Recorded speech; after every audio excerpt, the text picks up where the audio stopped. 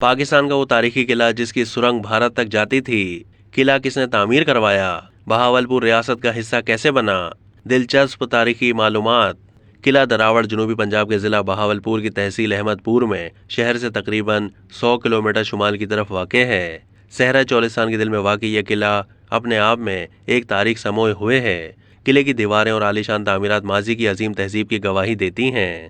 قلعہ دراوڑ کے نام اور تعمیر کے بارے میں مورخین کی آراء مختلف ہیں۔ کچھ مورخین کا خیال ہے کہ اس قلعے کو 9ویں صدی میں رائے ججا نے تعمیر کروایا، جو ایک راجپوت حکمران تھا۔ بعض مورخین کہتے ہیں کہ قلعے کو راول دیو راج بھاٹی نے تعمیر کروایا، اس لیے قلعے کو دیو راول کہا جانے لگا۔ وقت کے ساتھ ساتھ یہ دیو راول سے دیو راور اور پھر دراوڑ بن گیا، جو اس کا موجودہ نام ہے۔ یہ قلعہ جیسلمیر ریاست کا حصہ تھا۔ 1733 میں نواب آف بہاولپور نواب محمد خان اول نے اس قلعے پر حملہ کیا اور راجہ راول سنگھ کو شکست دے کر اس قلعے پر اپنی حاکمیت قائم کی۔ یوں یہ قلعہ ریاست بہاولپور کا حصہ بن گیا۔ جیسلمیر کے راجہ راول سنگھ نے 1747 میں قلعے پر دوبارہ قبضہ جما لیا، لیکن 1808 میں نواب آف بہاولپور نے ایک بار پھر قلعے پر حملہ کرتے ہوئے راجہ راول سنگھ کو شکست دی، جس کے بعد یہ قلعہ دوبارہ ریاست بہاولپور کا حصہ بن گیا۔ اس کے بعد سے یہ قلعہ ان کے خاندان کی حکمرانی میں رہا۔ عباسیوں نے اس کی تعمیرات میں بیش قیمت اضافہ کیا۔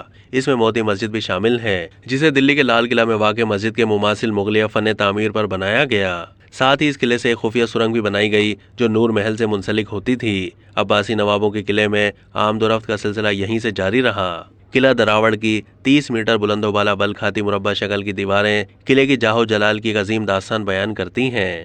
قلعہ دراوڑ کا آرکیٹیکچر اس ثقافتی میل ملاپ کا سنگم ہے جو مغل اس بر صغیر میں اپنے ساتھ لائے۔ مغل طرز تعمیر کے اس شاہکار قلعے میں فارس، تیموری اور ہندو طرز تعمیر کی مشترک خوبیاں نظر آتی ہیں۔ اس قلعے کی سرمئی، کتھئی اور سنہری رنگت ماحول کو سحر زدہ کر دیتی ہے۔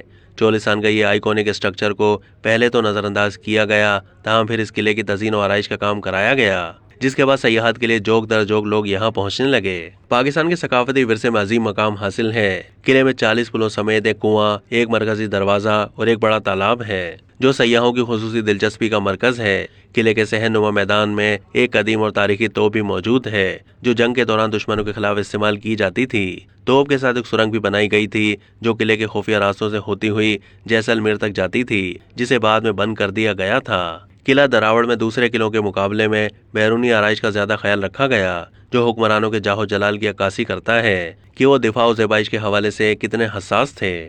اندرونی طور پر مضبوط دفاعی قلعے کا اندازہ اس کی موٹی دیواروں اور بلند و بالا میناروں سے بخوبی لگایا جا سکتا ہے۔ اتنی صدیاں بیت جانے کے باوجود یہ قلعہ اپنی مکمل رہنائیوں کے ساتھ موجود ہے۔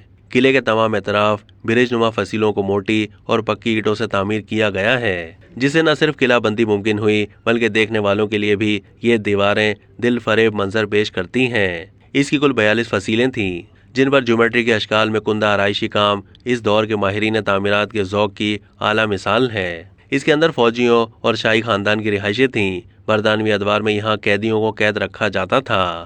اب تک کے لیے اتنا ہی۔ مزید معلومات کے لیے ڈیلی جنگ کے YouTube چینل کو سبسکرائب کیجیے۔